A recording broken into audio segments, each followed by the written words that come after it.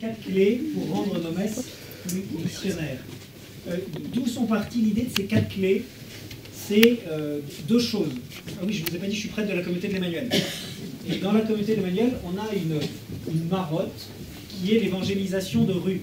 C'est très bien l'évangélisation de rue. On en a fait, on va dans la rue, etc. Mais au bout d'un certain temps, je me suis rendu compte que si on voulait que notre paroisse grossisse et qu'il y ait des personnes plus éloignées qui découvrent le Christ, ça ne passerait pas par l'évangélisation.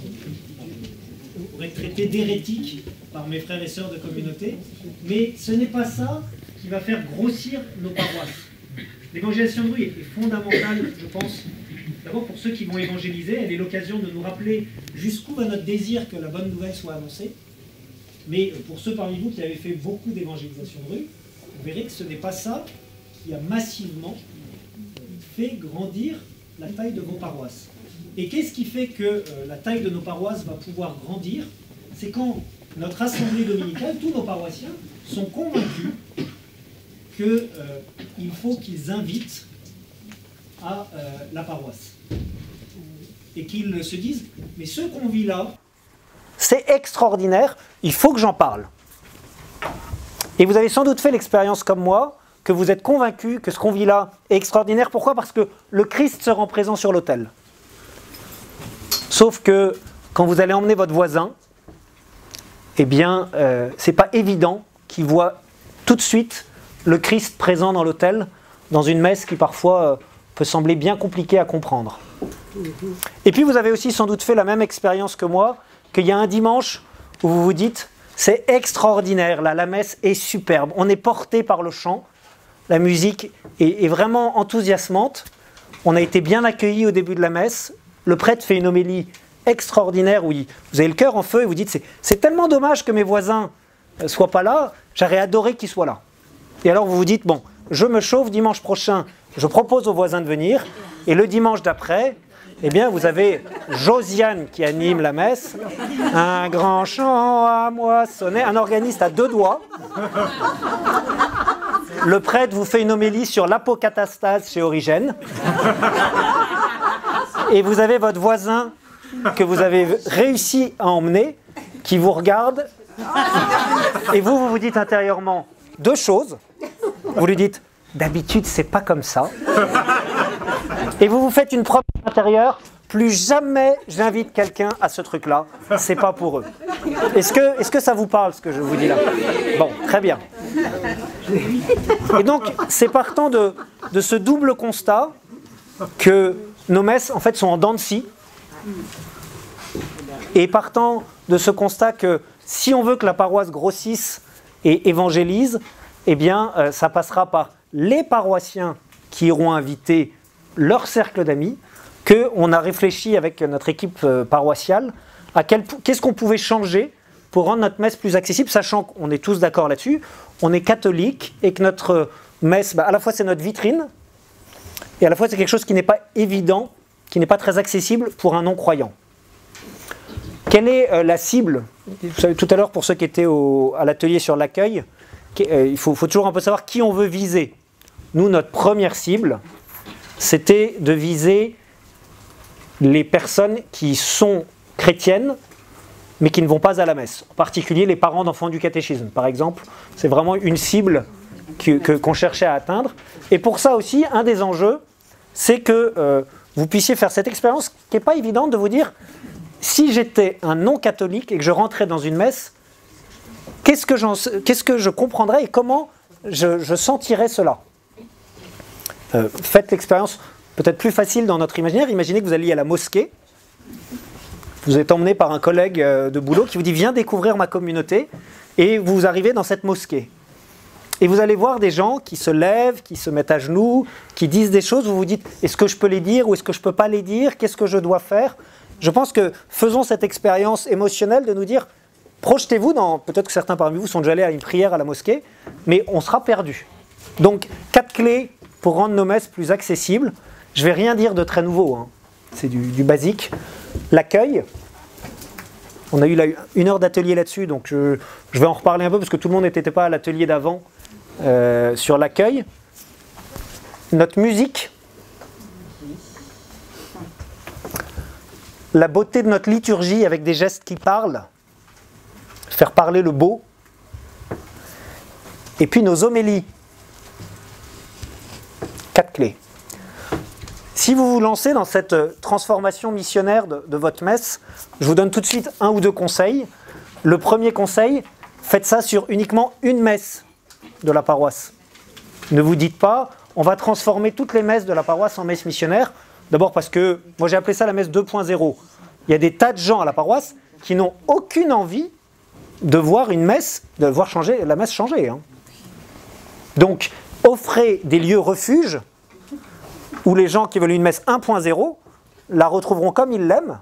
En plus, ça permet d'apaiser énormément certains conflits et concentrer toute votre énergie sur une messe en vous disant, c'est une logique en fait missionnaire, rendons cette messe vivante, dynamique, faisons-la grossir, faisons une expérience communautaire d'une assemblée forte, et dans quelques années, viendra un temps peut-être, alors moi je ne l'ai pas encore vécu ce temps-là, mais je l'ai dans le cœur, où on pourra aller planter ce qu'on a vécu en partant avec un groupe de paroissiens dans une autre messe de la paroisse ou dans un autre clocher de la paroisse. Moi j'ai 4 clochers par exemple. Commençons par une messe et ensuite on verra si on peut transplanter l'expérience à l'extérieur. Ça va ? Alors je commencerai donc 4 points, hein, c'est pas compliqué, l'accueil, la musique, la liturgie et l'homélie. L'accueil, je vais aller un petit peu plus vite parce que je sais qu'il y en a la moitié d'entre vous qui ont eu 1 heure de topo sur l'accueil juste avant, qui était remarquable. Et en fait, je travaille pas mal avec le curé de Saint-Lizier. Il y a un certain nombre de choses qui sont assez communes. Mais donc, l'enjeu, c'est l'accueil à la messe en vous disant qui je veux accueillir. Et je vais mettre, pour accueillir les personnes qui vont venir, des personnes qui ressemblent aux personnes que je voudrais accueillir. Si vous voulez accueillir des personnes âgées, mettez des personnes âgées à l'accueil. Si vous voulez accueillir des étudiants, mettez des étudiants à l'accueil.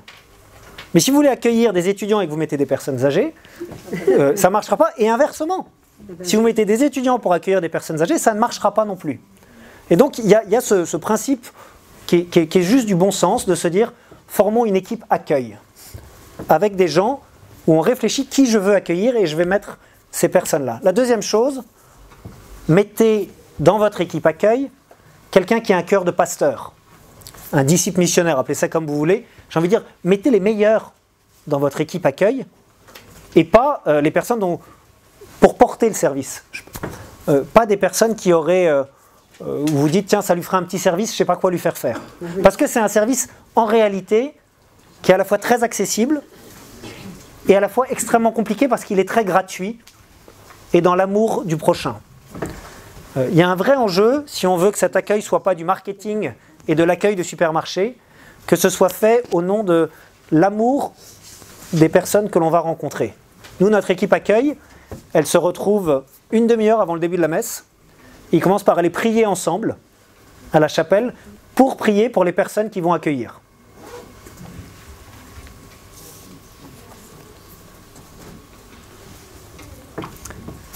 Quelle va être leur mission à cette équipe accueil ? Faire en sorte que chaque personne qui vient à la paroisse se sente accueillie.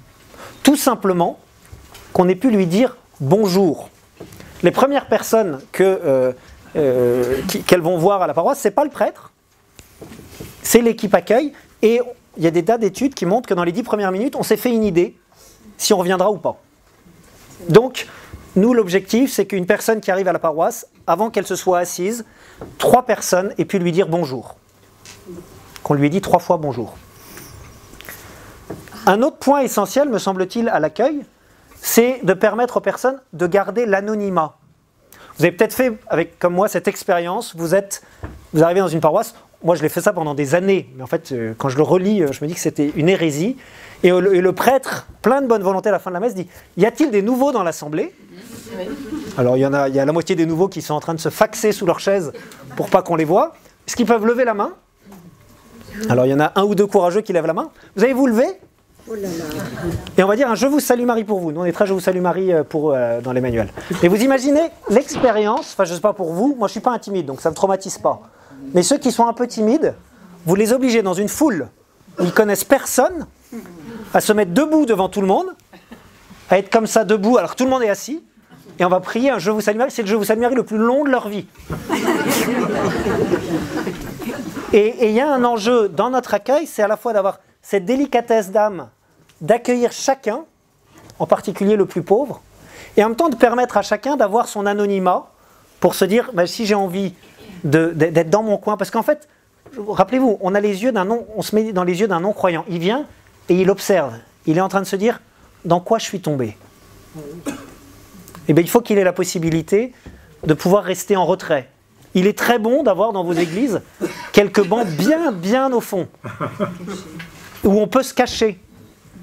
Ça participe de la mission et de l'évangélisation.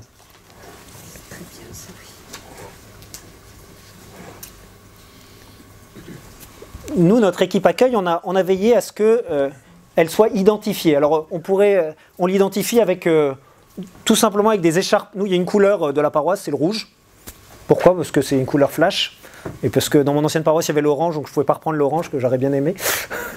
Et donc, les gens d'équipe d'accueil ont une polaire sans manches, avec le logo de la paroisse.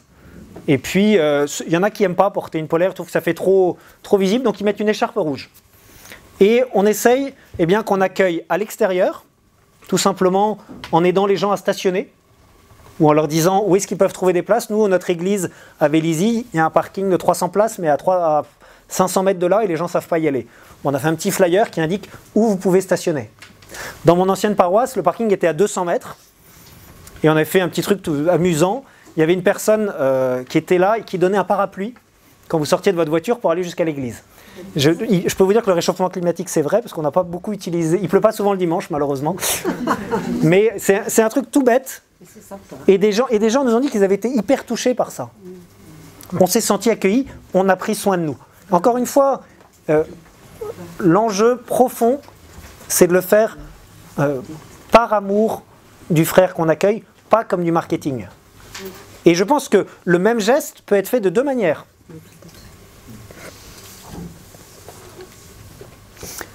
Un autre point fondamental, me semble-t-il, c'est l'importance du prénom.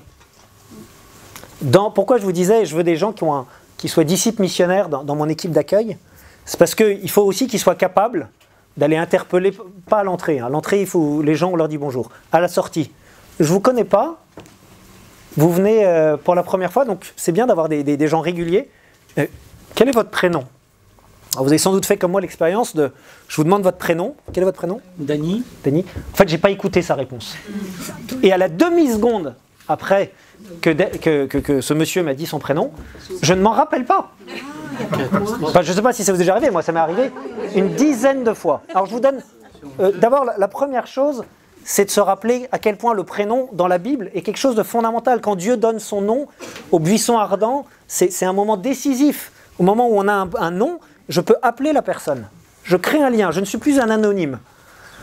Le type de nom qu'on va employer va désigner le type de relation. Quand Dieu nous révèle le nom de Père, ça désigne un type de relation, une relation privilégiée. Le prénom est quelque chose de fondamental. Et c'est vraiment un acte d'amour, un acte d'évangélisation, un acte de charité, que d'être capable de se rappeler du prénom de la personne. Alors, deux trucs pour ne pas oublier. Dany, qu'est-ce que tu fais dans la vie ? C'est-à-dire que dans les phrases qui suivent, réemployer le prénom. 3 fois, disent des spécialistes, j'ai vu ça dans des bouquins.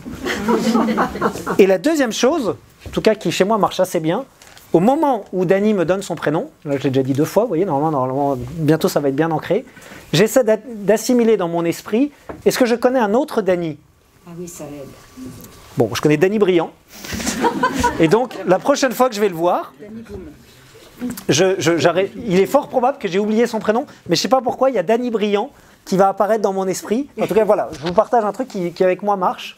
Et puis quand j'arrive à la sacristie après la messe où j'ai essayé d'apprendre des prénoms, je sors mon iPhone, j'ai mon onglet prénom de cette messe-là, et je renote Dany, la soixantaine, et j'essaie d'oublier pour pas oublier des prénoms. Mais pas de gros mails. Je mets mes trucs, hein. C'est pas RGPD du tout. Hein. Un peu chaud. Je prends en photo. Ah, c'est bien. Un autre point, puis après je vais passer... on reviendra après, je voudrais que vous puissiez poser des questions, qu'on puisse échanger. on a, alors c'est beaucoup moins achevé que ce qui nous a été présenté avant, une feuille pour suivre les prières ordinaires de la messe. Ça peut vous sembler évident, vous qui allez à la messe depuis que vous êtes petit, mais le je confesse à Dieu, c'est pas une prière évidente. Et donc on a fait un petit feuillet A3 en couleur qui permet de reprendre tout le chemin classique des prières usuelles de la messe, et que à la fois toutes les personnes de l'accueil sont censées donner quand elles se disent tiens, cette personne a l'air un peu perdue, mais aussi qu'il y a un outil que tous les paroissiens habituels pratiquants du dimanche connaissent, et quand ils voient un voisin un peu perdu, ils savent qu'ils peuvent aller prendre une de ces feuilles et dire si ça peut vous aider à suivre. Parce que l'enjeu, c'est que l'accueil soit le problème de tout le monde. Dernier point sur l'accueil, puis après je passe un petit geste qu'on fait tous les dimanches à cette messe-là, avant le signe de croix, après le chant d'entrée.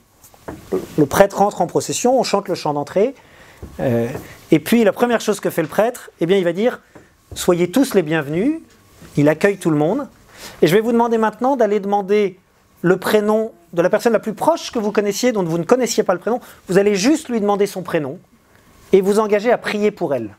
Ça prendra moins d'1 minute, allez-y. Et donc là, vous avez un brouhaha terrible. Le prêtre, moi je quitte l'hôtel, je chope la première personne dont je ne connais pas le prénom, vous vous appelez Jean-Paul, et puis je reviens à l'hôtel. Vous voyez, c'est très rapide, moins d'1 minute. Et je dis, maintenant que nous ne sommes plus une foule, mais le peuple de Dieu, nous sommes rassemblés au nom du Père, du Fils, du Saint-Esprit, et au nom du Père, du Fils, du Saint-Esprit, mon brouhaha retombe. Ça permet aux plus classiques d'entre nous, qui ont des allergies à ce qu'on touche à quoi que ce soit pendant la messe, de se dire on est encore un petit peu à l'extérieur du temps liturgique, et en même temps ça transforme profondément, et j'ai envie de dire c'est une des réformes qui transforme le plus et qui coûte le moins. Pour ceux que ça intéresse, je l'ai rédigé en forme de rubrique liturgique, avec en rouge le prêtre fait, le prêtre pourra dire. C'est dans un format où vous pouvez le coller à la fin, à la dernière page du missel romain. Ça rentre parfaitement, parce que moi je voulais que mes vicaires le fassent bien tous les dimanches, donc j'en ai fait 20 exemplaires, mais sinon on va faire tourner une feuille, vous donnez vos adresses mail, et je vous la renverrai pour que vous puissiez donner ça à vos curés. Au moment de la prière universelle, après la dernière intention de la prière universelle, donc vous reprenez votre rubrique, le prêtre ajoute l'intention suivante en ces termes ou d'autres semblables.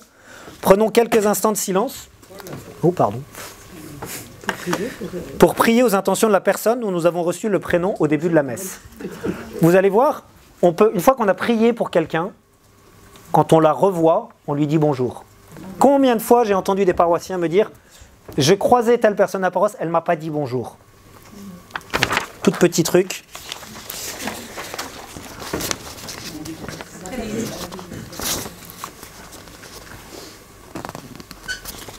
Et donc si on permet aux gens de rester anonymes, pour autant l'enjeu c'est de pouvoir les accueillir personnellement, et alors on leur propose de venir remplir une petite feuille. On fait des annonces régulièrement dans ceux parmi vous qui sont nouveaux, et on vous invite, si vous le voulez, remplir une petite feuille pour qu'on puisse vous accueillir personnellement, et puis ils cochent une petite case où ils disent « J'accepte d'être recontacté par un des prêtres de la paroisse ».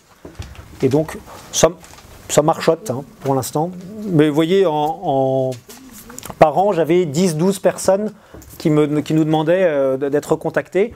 Ça faisait 10-12 personnes où je prenais le temps soit d'aller chez eux, soit de les accueillir à la paroisse, et avec qui le lien, ça y est, il est fait, quoi. Mais je ne suis pas sûr que passer par le prêtre soit forcément la bonne chose. Parce qu'on n'a pas toujours que ça à faire, et puis ça cléricalise quelque chose qui n'a pas forcément besoin de l'être, à mon avis, forcément. La question de la musique. Là, c'est le sujet. Jusque-là, je crois que c'était très consensuel ce que je vous ai dit. Tout le monde est assez d'accord. Là, ce que je vais dire, ça n'engage que moi, mais je partirai d'un premier constat. Les gens adorent la musique. Je ne sais pas si vous avez remarqué, ceux qui sont en région parisienne, dans le métro, tout le monde a un truc sur les oreilles et écoute de la musique. Dans vos voitures, la plupart du temps, vous écoutez de la musique. Encore une fois, mon propos, là, il est vraiment de dire, je veux m'adresser à des non-croyants ou des personnes qui ne vont pas à l'église. Je vous mets au défi de savoir quelle quantité de personnes, dans le métro, écoutent de l'orgue. Moi, j'aime beaucoup l'orgue, des belles pièces baroques, les Noëls de Daquin, je me régale. Mais quelle quantité de personnes écoutent de l'orgue?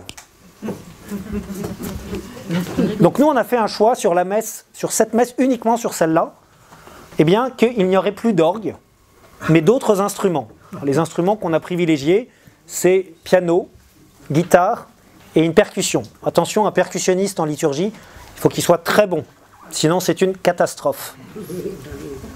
Et l'autre point, vous vous rappelez mon exemple en début d'exposé de ces messes en dents de scie, où vous avez une semaine Josiane qui anime avec un chant à moissonner chanté de manière grinçante, la semaine d'après les jeunes du Frat qui reviennent. Et donc moi j'ai demandé à mes équipes liturgiques, alors ça c'est la partie sans doute la plus coûteuse en termes de réforme, je leur ai expliqué le projet, je leur ai dit à partir de septembre, là nous on a commencé en septembre, vous n'animerez plus la messe. Plus personne. Très bien. Et par contre, eh bien, on a embauché un chanteur, un maître de chœur, catholique convaincu, qu'on paye, et qui forme une chorale paroissiale. Alors, attention, quelle est la logique de cette chorale paroissiale? C'est une chorale paroissiale castrée. Pourquoi je dis une chorale paroissiale castrée? Les curés, les vieux curés ici pourraient dire, vous avez l'expérience que les chorales paroissiales, c'est à double tranchant. À la fois, c'est merveilleux, ça peut faire du beau chant, et à la fois, elles vont répéter en semaine, elles vont travailler, elles vont progresser, et qu'est-ce qu'elles ont envie de faire? Elles ont envie de se produire. Et c'est humain, hein, on est tous comme ça. Moi, je suis musicien, quand j'ai travaillé un truc, j'ai envie qu'on puisse écouter ce que j'ai joué, ce que j'ai travaillé. Et donc là, eh bien, c'est une chorale paroissiale qui répète 1 heure avant la messe. Vient qui veut. On ne s'engage pas pour l'année. Le maître de chœur me déteste. Hein. Il me dit, mais on ne pourra jamais rien faire de sérieux. Je lui dis, c'est le but. Et le but, c'est qu'elles soutiennent le chant de l'assemblée.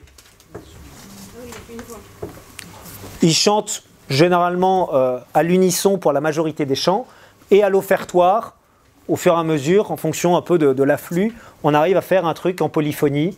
Ça ne sera jamais de la grande musique. Mais ce n'est pas le but.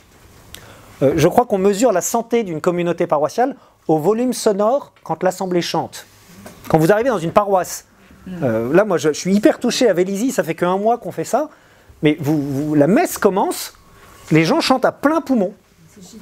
Et on est porté par le chant de l'assemblée. Donc, mais ce qui fait que toutes les semaines, c'est le même animateur. C'est un professionnel. Et il fait ça, alors il le fait dans un vrai esprit missionnaire. Il m'a dit, je t'offre l'animation de la messe, je te fais payer la répétition. Et puis on a fait le même choix pour le musicien, avec, je voulais justement un musicien qui puisse s'occuper d'accueillir tous les musiciens qui veulent venir jouer. Donc on a alors moi j'aurais plus cherché un pianiste, mais j'ai pas trouvé. Donc on a un guitariste professionnel, mais qui a vraiment un peu une compétence de chef d'orchestre, et qui accueille tous les musiciens qui viennent, ce qui fait que quand il n'y a personne, dimanche dernier, il avait juste le percussionniste et lui. Comme il est très bon guitariste, il suffit à lui-même. Et puis dès qu'il y a du monde, eh ben, au contraire, il joue le moins possible, il répartit, il fait travailler tout le monde ensemble. 1 heure avant, pareil. 1 heure avant, ils ont chacun 2 pièces différentes pour travailler. Vous allez me dire, ça a un coût. Oui, ça a un coût, mais posez-vous la question dans vos budgets, comment j'utilise l'argent de la paroisse? Là, je peux vous dire que c'est directement de l'investissement missionnaire. Nous, on n'avait pas les moyens de le faire.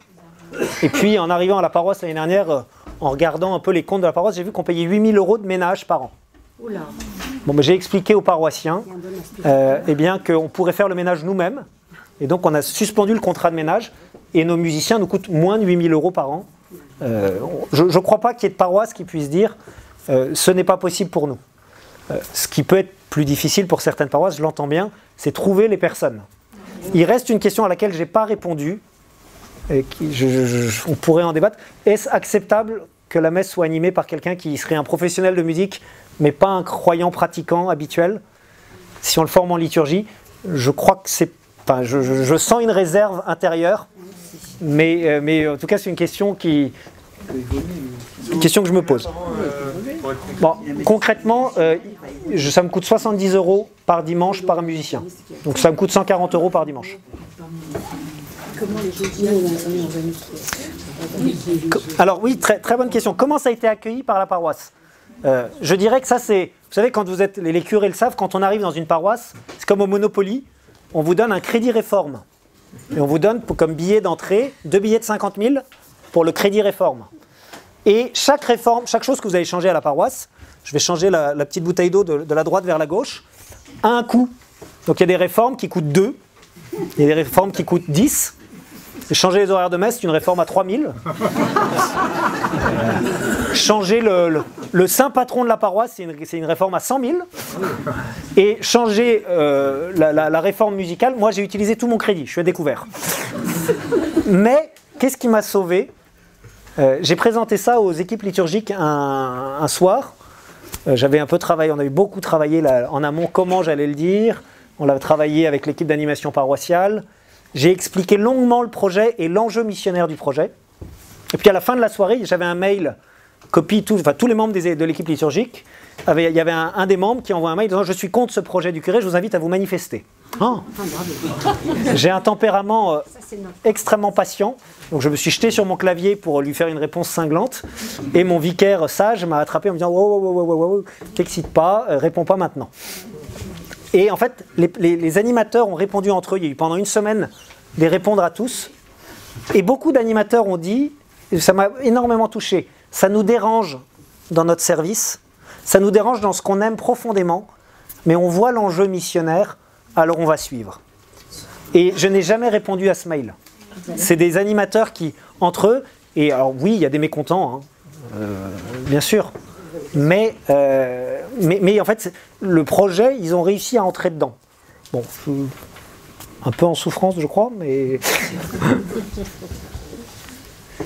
pour vous dire l'expérience, donc là, moi, j'ai peu de retours sur la paroisse de Vélizy. Avant, j'étais sur la paroisse de Guyancourt, Saint-Quentin, Montigny-le-Bretonneux. En 2 ans, je dirais que la paroisse a augmenté de 150 pratiquants. Pas que... faites attention à ce que je vous dis. Ce que je vous dis là, ça ne fait pas de votre paroisse une paroisse missionnaire. Ça crée une condition de possibilité pour que les paroissiens puissent être missionnaires. Vous voyez la différence? Ça ne suffit pas à ce que votre paroisse soit une paroisse missionnaire, mais ça crée une condition de possibilité. Alors je vous partage quelques difficultés. Bon, la difficulté de la conduite du changement, convaincre les gens du bien fondé de ça. Moi, ça m'a pompé beaucoup de mon énergie. La difficulté du son. Nous, c'est un vrai talon d'Achille, c'est les ingénieurs du son, parce que vous mettez des musiciens, ils ont envie qu'on les entende, vous mettez des instruments pareils, et donc il faut faire des balances avec des tables de mixage. Et en fait, c'est vraiment un métier, ça. Et combien de fois on a débuté la messe, j'avais 2 étudiants sympas comme tout, mais qui n'ont aucune compétence particulière, avec on n'entend pas un instrument, il y en a un autre qui l'arsène. Là, c'est un point, à mon avis, dans les années à venir, il faudra se poser la question de... Enfin, comment faire, professionnaliser, simplifier. C'est encore une question qui pour moi est un peu en jachère. Excusez-moi, les chants que vous proposez, là, c'est la liturgie? Ah oui, effectivement, c'est une très bonne question. Je l'avais marqué. Les chants qu'on propose, alors moi je suis prêtre de la communauté de l'Emmanuel, donc il y a un répertoire de la communauté de l'Emmanuel que j'aime bien, mais pas exclusivement. Moi j'ai 2 critères, enfin un seul critère, c'est qu'il faut que les gens chantent. Que les paroles ne disent pas n'importe quoi. Et on essaie, quand on introduit un nouveau chant avec le maître de chœur, eh bien on l'introduit entre guillemets de manière un peu scientifique en se disant, ce nouveau chant, moi j'ai constaté qu'il faut 3 dimanches pour un chant simple. Pour ceux qui sont musiciens, les chants de l'Emmanuel, vous savez que c'est d'une pauvreté musicale à toute épreuve. Hein. Les musiciens disent tous, c'est abominable, je suis d'accord avec eux. Mais un chant de l'Emmanuel, vous chantez 3 fois le refrain, normalement vous commencez à entrer dans le truc, et en 3 dimanches, un chant simple, l'assemblée le chante. Donc généralement, ce qu'on fait un nouveau chant, on le met 2 dimanches d'affilée. Une des conséquences de ce qu'on a fait, c'est qu'on a appauvri le répertoire musical de la paroisse, parce que avant il y avait un panel extrêmement large de chants qui étaient pris. Là, il y a un panel plus restreint. Et aussi une autre conséquence un peu négative, c'est qu'on a fait le choix d'avoir des chants qui collent moins au texte du jour. Ah, c'est ça la question que je en gros, de manière très schématique, chant d'entrée et le chant de sortie, ils ont une connotation louange. Oui. Le chant d'offertoire et le chant de communion, une dimension plus contemplative. Mais on a abandonné, alors quand on arrive à le faire un peu, que ça colle avec les textes du jour. Ah non, tant pis alors, si ça colle pas. Le troisième point, la beauté de la liturgie. Je pense que c'est le point sur lequel vous avez le moins le besoin d'être convaincu. Je dirais rien de très nouveau, mais en fait une liturgie soignée. Nous, on fait le choix d'essayer, quand c'est possible, le plus souvent de concélébrer cette messe.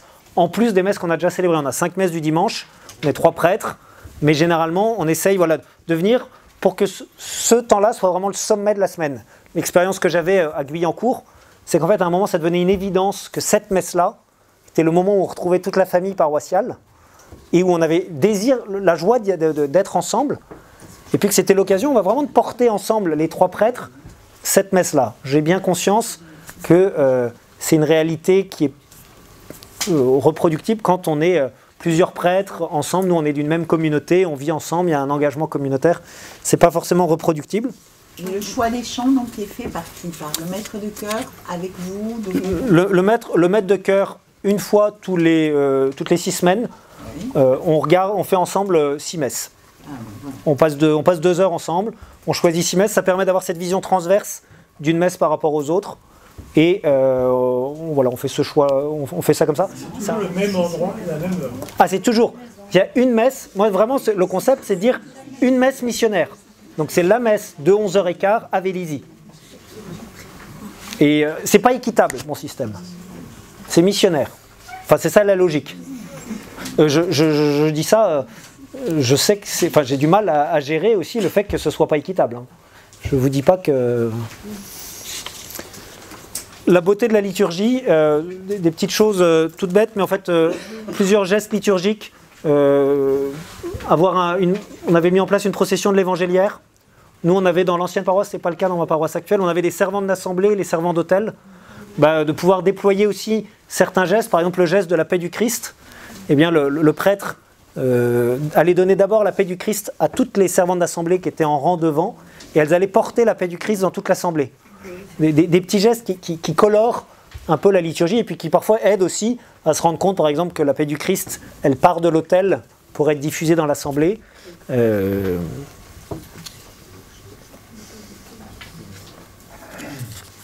geste d'accueil liturgique, je l'avais mis dans cette partie-là, mais je vous en ai déjà parlé au début. Enfin, un petit passage sur l'homélie. Alors, vous avez tous fait l'expérience que vous vous êtes déjà ennuyé pendant des homélies. Vous avez tous fait l'expérience, moi ça m'est déjà arrivé de m'ennuyer pendant mes propres homélies.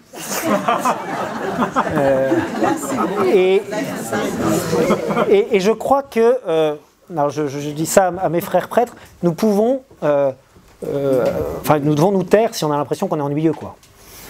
Je crois que c'est un point. La deuxième chose, j'enfonce des portes ouvertes, mais quels soins apportons-nous au travail de l'homélie? Dans nos séminaires, sachez-le, vous qui êtes laïcs, on n'a jamais été formé à l'homélie. Ou à peu près, enfin, je ne sais pas peut-être pour d'autres, moi j'ai eu 3 soirées. J'ai eu 3 soirées pendant mes 7 ans de séminaire sur le thème de l'homélie. Et je crois que le plus mauvais prédicateur, si on le fait travailler, peut devenir un prédicateur tout à fait correct. Et ça peut se travailler. Il y a un truc qui nous est proposé dans la majorité de nos diocèses qui s'appelle le SOH, Service d'optimisation des homélies. Il y a à redire, c'est pas parfait, mais en tout cas, c'est déjà quelque chose qui ne touche pas au fond, hein. Il nous aide sur la forme. Comment être un orateur? Il y a d'autres lieux. Moi, j'ai été suivre un séminaire chez des évangéliques pour apprendre à prêcher, mais c'est extraordinaire la manière dont ils préparent leurs homélies. Le prédicateur qui nous a parlé de ça, il disait, je mets 30 heures par semaine pour travailler mon homélie qui dure 1 heure le dimanche. Et je passe 30 heures dans la semaine. Moi j'ai regardé, je me suis dit, il a du temps, oui, mais la question que je nous pose, c'est quel temps prenons-nous pour préparer nos homélies? Et encore une fois, en ayant à cœur de nous dire pas des homélies théologiques, puisqu'on veut s'adresser, encore une fois je vous parle, on veut parler à des non-croyants ou à des gens qui ne vont pas à la messe. Donc pas d'abord des homélies théologiques, mais des homélies qui changent la vie des gens. Des homélies où on interpelle les personnes sur tel point vous pourriez le changer dans votre vie. Alors nous on a mis en place un truc qui est abominable, que je déteste, mais j'en vois les fruits. C'est un des frères de mon ancienne paroisse qui a proposé ça. Il a dit, en fait on faisait un partage d'évangile le mercredi matin entre nous sur les textes du dimanche d'après. Et aucun d'entre nous n'avait travaillé vraiment les textes le mercredi matin pour le dimanche d'après. Donc on les avait lus pendant la prière le matin. Et ça se transformait en café théologique et c'était pénible. Et il y en a un qui a dit, bon, moi je propose, parce que ça ne marche pas, que celui qui prêche à cette messe-là, c'est la messe de 11h du dimanche, eh bien il fasse son homélie devant les autres le mercredi matin. Donc c'est l'enfer. Hein. Ça veut dire que le mercredi matin, l'homélie est prête. Mais maintenant, moi je peux vous témoigner d'une chose, je suis un peu orgueilleux. Et quand je vais prêcher devant mes 2 frères prêtres le mercredi matin, bah, je me sens obligé d'arriver avec un truc qui a quand même été travaillé. Et donc j'ai déjà travaillé. Là où c'est vivable, c'est qu'on est 3 et qu'on fait ça une fois toutes les 3 semaines. Donc il y a 2 semaines où on peut un peu souffler. Et je peux vraiment vous témoigner que le niveau de nos homélies a vraiment progressé. Alors ça ne marche qu'à une condition, si vous mettez ça en place entre prêtres, bienveillance, bienveillance, bienveillance. Parce que, sachez-le, ceux qui ne prêchaient pas, c'est vraiment nos bébés, nos homélies, et on les accouche parfois sans péridurale pendant la semaine. Et en fait, moi je suis hyper sensible si on dit du mal de mes homélies. Ça ne veut pas dire qu'il ne faut pas nous corriger, mais c'est quelque chose, en tout cas, moi, qui très vite peut être blessant. Donc nous, quand on met l'effort, moi je peux vous dire, pour se dire, j'ai adoré ce point-là, mais... On ne retenait que le positif. Oui, mais enfin, il faut qu'on puisse dire à l'autre, parfois, il y a tel point où tu barbes un peu tout le monde. Et puis, on prend et alors, moi, j'utilise... mes vicaires, pour l'instant, ne le font pas. Dans l'ancienne paroisse, tout le monde le faisait. J'utilise PowerPoint pendant l'homélie. Alors là, je vais passer pour un révolutionnaire, mais c'est pas grave. Nous, nos homélies ont toujours à peu près la même structure, en 3 points. Je l'utilise de manière assez sobre. Je donne les titres des parties et les citations bibliques. En fait, on a dans l'église un écran déjà, enfin 2 écrans, pour projeter les paroles des chants. Au passage, si vous avez une église dont l'architecture s'y prête, ça change tout. Le jour où on a mis les écrans, en un dimanche, j'ai vu le volume sonore du chant de la paroisse augmenter de 20%. Pour une raison toute simple, hein. Si je chante comme ça, ou si je chante comme ça, nos écrans ils sont là. Et puis, encore une fois, on touche les noms pratiquants, les noms Sanctos, Sanctos, Dominus, ils connaissent ça. Vous leur mettez par contre le Sanctus Dominus avec en dessous les paroles en français, et tout d'un coup ils se mettent à chanter. Donc ça, moi, les écrans, je trouve ça... Si l'architecture de nos bâtiments s'y prête, hein. Il y a des églises où, d'abord les architectes des bâtiments de France ne nous laisseront pas faire, et puis où on dénaturera la beauté du lieu. Voilà, l'enjeu c'est d'être pragmatique. Et pardon, du coup, quel est l'intérêt de la feuille où vous mettez les prières? Pourquoi vous ne les mettez pas sur le diaporama? On a fait en fait, sur le diaporama, on limite quand même un peu ce qu'on met, donc on met le Gloria. Dans mon ancienne paroisse, on ne mettait pas le credo, là on a commencé à le mettre. C'est un truc sur lequel on réfléchit un peu. L'idée, quand même, c'est que l'écran, il est à double tranchant. Quand vous mettez l'écran, eh ben, tout le monde regarde l'écran et on ne regarde plus l'autel, qui est quand même le centre, et le prêtre, une persona Christi. Sinon, ils regardent leur feuille, oui. Mais l'écran a un pouvoir d'attraction, typiquement dans mon homélie. Moi, j'avais remarqué, si je mets des images ou si on commence à entrer dans une logique présentation PowerPoint un peu d'entreprise, vous prêchez et vous voyez une assemblée où tout le monde a le regard là, ce qui pour le prédicateur est terrible. À Saint-Sulpice, c'était très bien parce que c'était derrière l'hôtel et l'écran translucide. Et ça, c'était... Mais voilà, ça dépend des configurations de nos églises. Et la taille, c'était la longueur des homélies. Alors, la longueur des homélies, moi je suis pas... mes homélies sont assez courtes globalement. Je sais que c'est un éternel débat de dire les prêtres prêchent trop longtemps. Moi, je crois que c'est pas ça le problème. Je crois que le problème, c'est que les prêtres prêchent ennuyeux. Mais pas que les prêtres prêchent trop longtemps. Enfin, il y a des grands prédicateurs. Moi, il y a un pasteur américain que j'ai beaucoup écouté en anglais. Il prêche 55 minutes. Je peux vous garantir que je me lasse pas d'écouter ce gars-là. Quand il prêche pendant 55 minutes, vous êtes pendu à ses lèvres. Donc, moi, mes homélies, elles ne dépassent pas 10 minutes. Peut-être parfois 12 les grands dimanches, on va dire. Mais je ne suis pas sûr que le point névralgique soit là. Enfin, et le dernier point que je vous donne, et après si on peut échanger quelques questions, c'est les annonces. Les annonces, c'est bref, hein, courtes. Nous, on utilise PowerPoint pour faire les annonces. Et puis, on essaie d'annoncer oralement que ce qui concerne toute la paroisse. Pour le reste, on a nos feuilles paroissiales, mais limitons au maximum. Et chez nous, c'est le prêtre qui les fait. Comme ça va. C'est juste le prêtre ne le fait pas mieux que les laïcs. Mais c'est une histoire de longueur. Moi, si j'avais un paroissien qui avait des grands talents de communicant, voire un petit peu acteur, j'adorerais qu'il y ait un monsieur annonce de la paroisse. Mais je n'ai pas encore réussi à le mettre en place. Une dame. Un monsieur, une madame. Est-ce qu'il y a des questions? Est-ce que ce que le pape François a écrit dans la joie de l'Évangile sur le mélite t'a aidé? Oui, complètement. Est-ce qu'il y a tout un paragraphe? Oui, bien sûr. Moi, c'est plutôt par rapport aux personnes qui nous répondront, c'est très bien, mais l'orgue, la musique ou la liturgie, c'est fait pour nous élever, c'est pas forcément fait pour nous rejoindre dans notre quotidien. Et donc, comment répondre à ces personnes de se dire que la messe reste sacrée, même si on y ajoute quelque chose. Bon, là, de tout ce que vous avez dit, ça reste très liturgique. Et voilà, Pas plus fort que tout le monde entende. ça reste très liturgique, tout ce que vous avez proposé, mais comment répondre à les personnes qui nous disent attention, je vais à la messe pour être élevé, et donc c'est normal que j'entende l'orgue ici et pas... Je suis pas... Oui, j'entends, enfin, pour développer et soulever un autre problème et me tirer moi-même une balle dans le pied, si vous prenez le Concile Vatican II, il dit le chant ordinaire de l'Église est le grégorien. Le Concile Vatican II dit ça. Donc je sais bien que le choix que je fais, c'est plus un choix pragmatique qu'un choix théologique, et je crois que l'orgue n'a pas le monopole du beau. Et le beau élève l'âme, ça j'en suis convaincu. Je ne suis pas convaincu qu'aujourd'hui nos contemporains soient très sensibles à l'orgue. Maintenant, je ne prétends pas du tout que j'ai raison, je vous parle d'une expérience. Non, mais c'est pas tout le monde.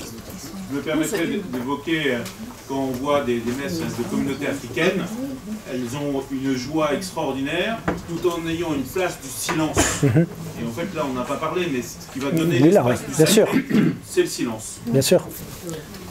Juste par rapport à l'orgue, je chante et je me suis souvent pris la tête avec l'orgue, mais par contre je suis assez interpellée par le fait que vous dégagiez volontairement l'orgue, et la question que je me pose c'est, est-ce que être missionnaire c'est pas déjà prendre l'orgue et faire en sorte que l'orgue, lui apprendre à l'orgue à travailler avec les autres instruments, plutôt que de dire bon ben maintenant plus d'orgue. En fait, il y a juste une question hyper pragmatique. Moi, dans l'église où je suis et dans celle où j'étais avant, il n'y a pas d'orgue, il y a un harmonium, d'une part, et puis on essaie de faire ce qui est faisable, c'est-à-dire que parfois l'organiste, l'orgue c'est quand même un instrument qui est fait pour jouer à lui tout seul, à part l'orgue bombarde ou l'orgue trompette, mais enfin globalement c'est un instrument qui n'est pas fait pour jouer à... Vous aviez dit que dans votre messe, en entrée et en sortie, vous avez plutôt la louange, oui. Et en action de grâce, et dans le cœur de votre messe, vous avez plutôt des choses d'intérieur. Donc ça veut dire on pourrait avoir les deux. Bien sûr, on pourrait avoir les deux. Je les ai pas. Je suis d'accord. Je suis d'accord. Mais ça implique, c'est un degré de finesse plus abouti ce que vous dites en fait. C'est de dire, on a une équipe de gens compétents qui savent travailler ensemble. Là, moi, je suis un peu bourrin. Hein.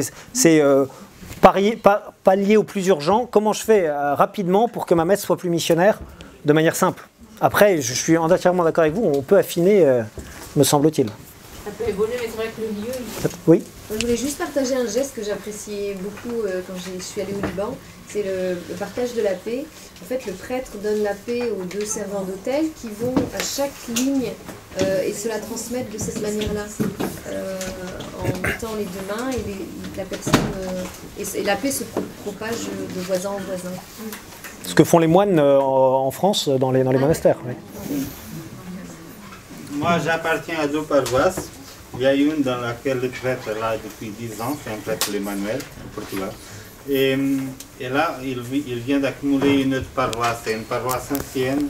Jusqu'à l'année dernière, il y avait 5 messes le dimanche, là on a réduit à 4. Et je vois exactement le contraire. Lui, il prépare l'homélie depuis lundi. À mercredi, l'homélie est déjà préparé. Il m'envoie pour que je puisse mettre dans la feuille, etc. Mais après, il y a un autre prêtre, un jeune prêtre, qui ne prépare pas du tout. Il y a pas mal de gens qui n'aiment plus. L'homélie n'est pas préparée. Il vient de dire presque rien, mais les gens aiment bien parce qu'il dit rien. Mais ma vraie question, c'était celle-ci. cette année, on va commencer à travailler l'identité de la paroisse, la vision, la mission, etc. Et à partir du moment où on a une messe 2.0, comment articuler ça avec l'identité de la paroisse?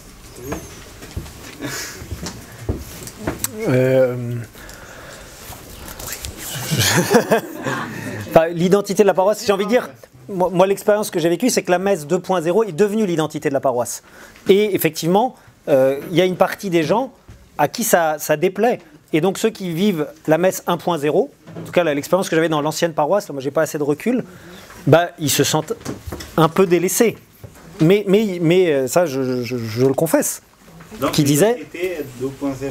Bah, l'identité, en tout cas de la paroisse, là où on avait lancé ça il y a 5 ans, 6 ans maintenant, c'est que la paroisse, c'est devenu son identité. Et il y a des gens qui ont fui cette messe-là pour aller dans les messes, pardon, pour le 1.0, et qui restent là, mais qui se sentent aux périphéries de la paroisse, donc ils sont pour une part en souffrance. Donc il faut assumer tout à fait une paroisse à 2 vélocités. Je pense. Parce que, excusez-moi, mais le souci, là, moi je suis en milieu rural, et donc il y en a une pour, je ne sais pas combien de kilomètres carrés. Moi j'ai une grande conviction, alors là, je suis... Voilà, non, mais je veux dire qu'ils n'ont pas de solution de repli, ou alors ils font 30 km. Mais en fait la question après de fond, c'est de travailler le cœur des paroissiens à ce qu'on devienne missionnaire. Et être missionnaire, ce n'est pas confortable. Enfin, il faut accepter que c'est fonctionner différemment, et ce n'est pas confortable. Donc si on est prêt à ça, bah, voilà. Je dois m'arrêter. Merci beaucoup. Merci.